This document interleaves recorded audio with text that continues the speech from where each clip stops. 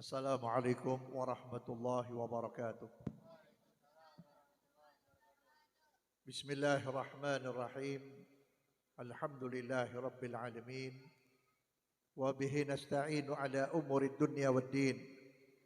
Wassalatu wassalamu ala sayyidil mursalin.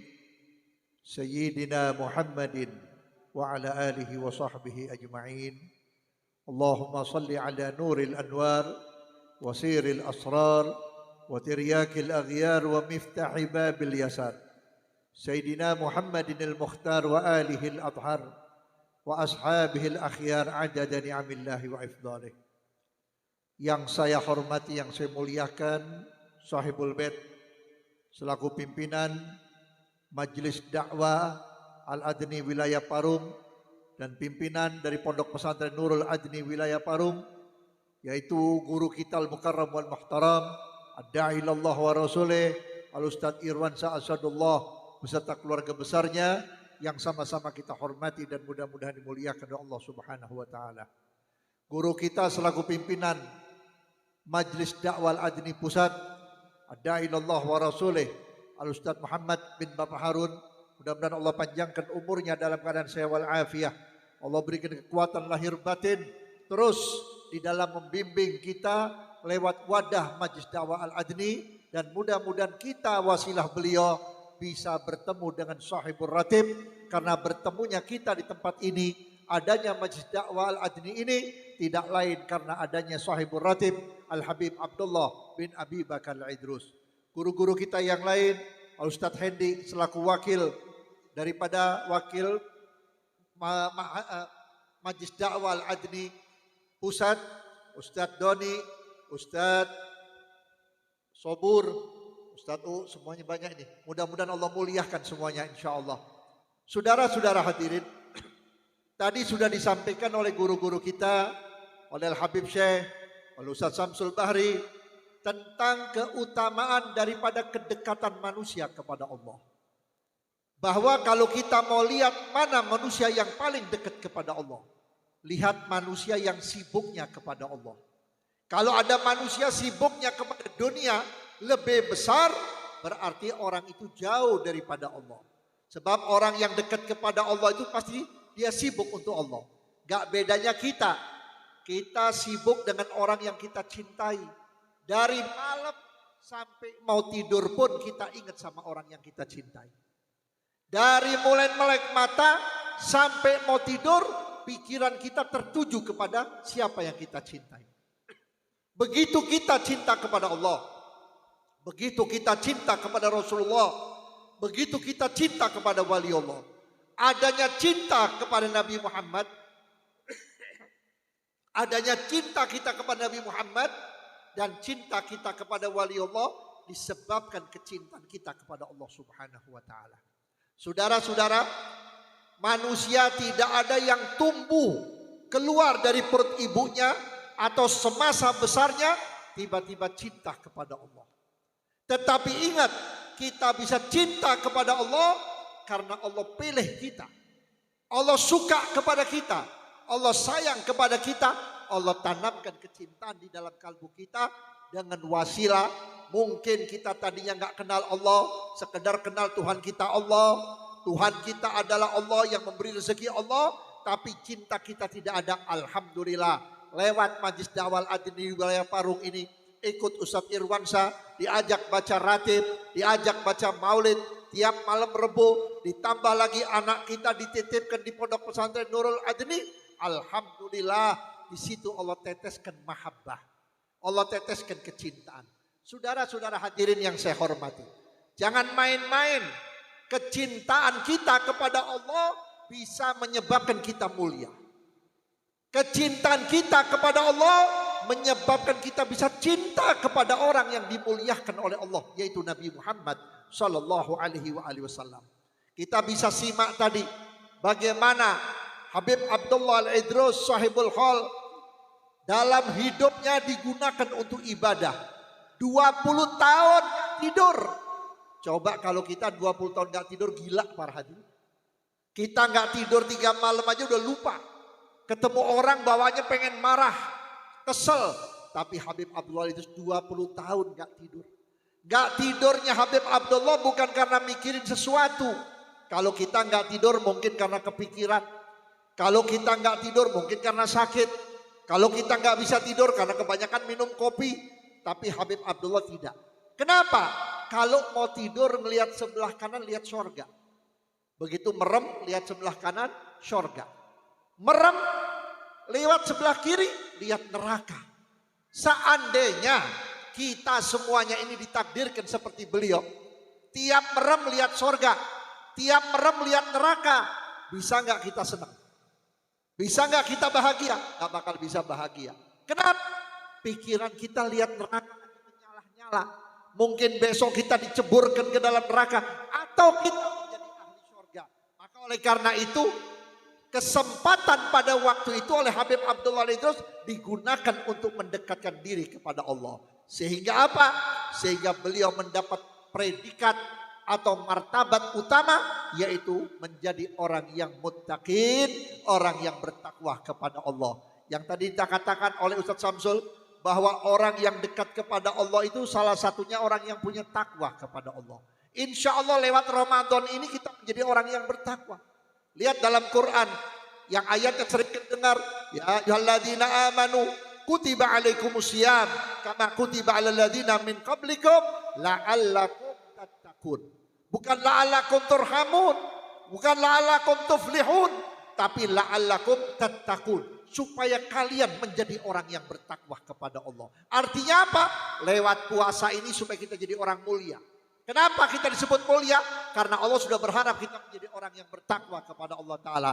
Maka oleh karena itu tidak ada kemuliaan yang paling afdol, yang paling utama, kemuliaan di hadapan Allah Subhanahu wa Ta'ala.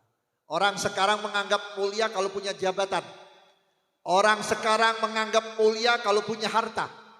Orang sekarang dianggap mulia kalau lagi tenar. Kalau semuanya diambil oleh Allah berarti sudah tidak mulia. Berapa banyak orang kaya dihormatin, begitu dicabut kekayaannya oleh Allah, rumahnya ngontrak, jangan pun orang hormat, melihat pun orang sudah gak sudi para hadirin. Berapa banyak orang diberi ilmu oleh Allah, tapi tidak bisa mereka menyampaikan ilmunya. Tidak bisa mereka mendidik umat. Mereka tidak bisa mengajarkan ilmunya, sehingga orang tersebut disebut alim tapi tidak ada gunanya di tengah-tengah masyarakat. Berapa banyak orang yang mendapat jabatan, kekuasaan, di saat itu diagung-agungkan, begitu dicabut jabatannya, ditambah dengan kehinaan, ditambah dengan kemelaratan, ditambah dengan sakit-sakitan, saat itu juga dihinakan oleh Allah. Tapi ingat ibu-ibu, bapak-bapak, banyak orang di kampung yang rumahnya lebih jelek dari rumah kita. Rumahnya lebih kecil dari rumah kita. Makannya lebih susah daripada kita. Tapi terhormat.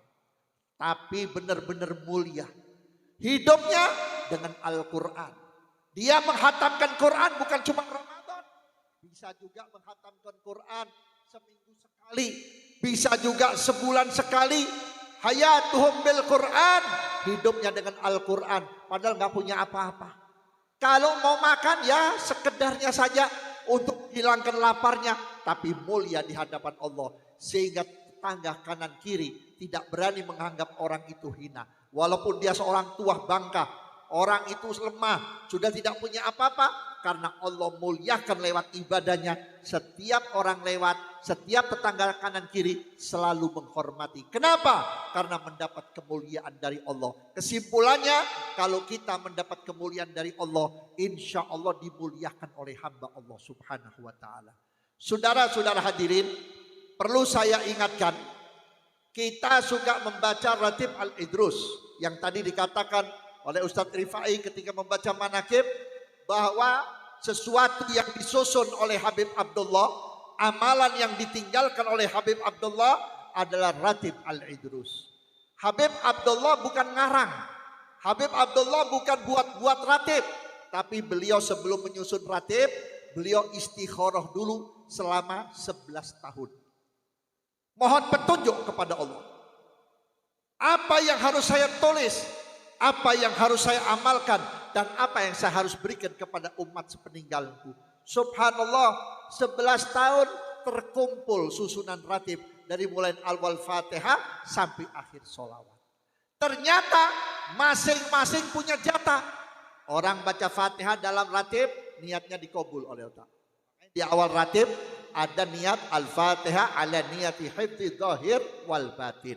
Ya Allah, saya niat baca ratib dengan awal Fatihah ini, tolong dijaga lahir batin saya. Bu, kalau kita nggak dijaga oleh Allah lahir batin kita, kita sudah malu. Kenapa? Kita nggak sedikit punya aib, kita nggak sedikit punya kejelekan, kita nggak sedikit punya perbuatan-perbuatan yang salah, karena ada penutup dari Allah, dijaga oleh Allah. Alhamdulillah, jelek-jelek masih dimuliakan oleh Allah Ta'ala. Jelek-jelek kita masih dihormati oleh keluarga kita. Kenapa? Allah tidak membuka aib kita. Ini salah satunya. Kemudian kita dihindarkan oleh Allah dari bala. Seandainya kita tidak mendapat penjagaan dari Allah, setiap negeri ini dapat musibah pasti kena. Alhamdulillah, orang Parung saya lihat gak ada yang mati kebanjiran. Betul gak? Walaupun dengar banjir di mana-mana, walaupun hujannya tiap hari. Orang Parung gak ada yang terkena tanah longsor.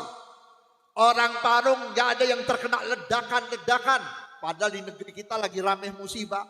Di Priok ada terbakar pom bensin, sumber minyak, berapa rumah yang jadi korban. Alhamdulillah kita aman.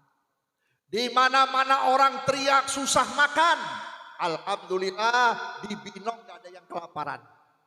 Betul gak? Bahkan saya lihat bajunya ganti melulu.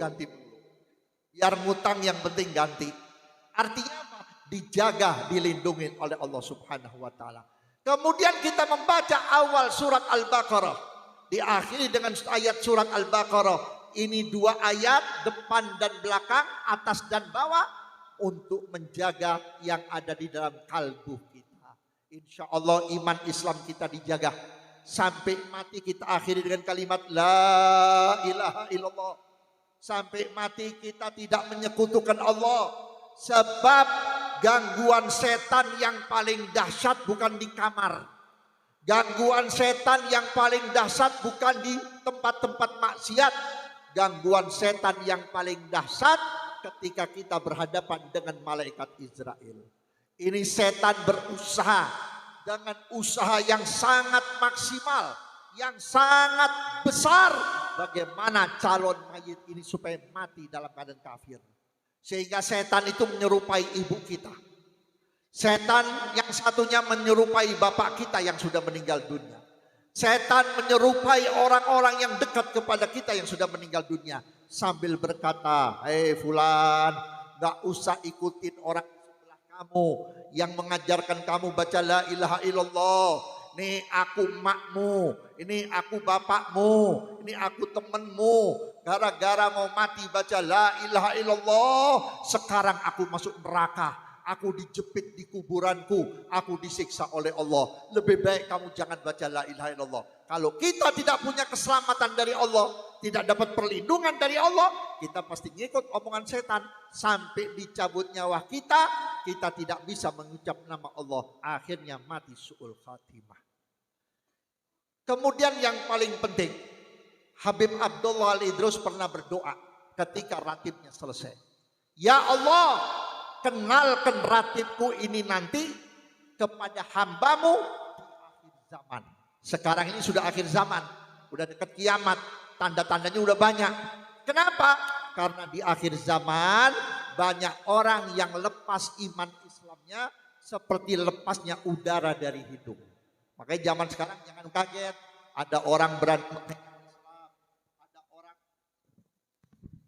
ada orang berani menghina Islam, ada orang berani menghina Quran, ada orang berani menghina Nabi Muhammad, ada anak yang berani bunuh orang tua, ada orang berani menghina Al-Quran, menginjak-injak Al-Quran. Gak usah kaget, karena di akhir zaman apa yang dikatakan oleh Habib Abdullah Al-Idrus tadi, bahwa banyak orang yang lenyap imannya. Na'udzubillah. Mudah-mudahan sampai mati iman kita kuat, mudah-mudahan sampai mati iman kita bertahan. Karena modal paling utama di dalam kubur adalah iman dan Islam. Kita meninggal, Bu, harta yang kita cintai nggak bakal ngikutin. Anak yang kita cintai nggak bakal ngikutin. Apalagi suami. Ibu dimandiin, suami udah punya rencana pengen kawin lagi. Betul apa tidak? Yang satu yang kita bawa, iman dan Islam. Kenapa? Setiap orang masuk dalam kubur, yang pertama ditanya oleh Munkar wa Nakir, man rabbuka? Siapa Tuhan? Jawaban kita, Allahu Rabbi.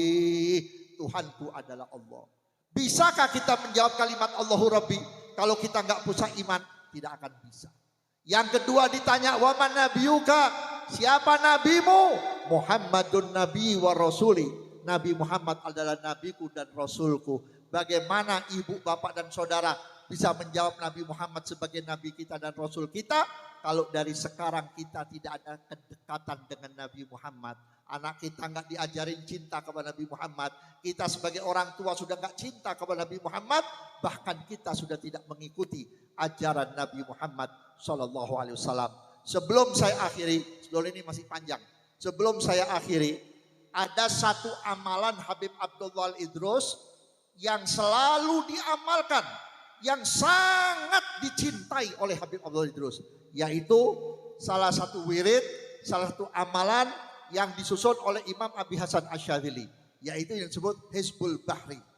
Hizb Bahri adalah wiridan yang paling disuka oleh Habib Abdullah Idrus. Bagi antum yang belum dapat ijazah, lewat acara ini sekaligus saya ijazahkan kepada antum. Ya, kenapa saya katakan begitu? Kalau antum nanti ditakdirkan bisa ziarah ke makam Habib Abdullah Idrus, saya punya adik almarhum Habib Helmi Al-Idrus, itu pernah berkata kepada saya, itu di makamnya Habib Abdullah Idrus, setiap habis sholat asar gak ada yang ziarah, sepi. Tapi ada suara orang baca Hizbul Bahr. Ada banyak orang membaca Hizb Bahr. Seolah-olah yang baca itu bukan satu dua, puluhan. Begitu dilihat gak ada. Ternyata Habib Abdullah Idrus paling suka dengan membaca Hizbul Bahar. Hizbul Bahar adalah hizib pertahanan keyakinan dan keimanan dan pertahanan diri dari orang-orang yang jahat, yang dolim. Mudah-mudahan bisa kita amalkan.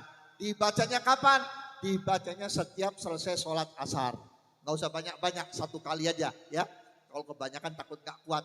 Setiap sholat asar, kalau bisa sebelumnya antum baca Ratibul Idrus, kemudian baca yaitu Hizb Bahar. Insya Allah hajat kita dikabulkan Allah Ta'ala.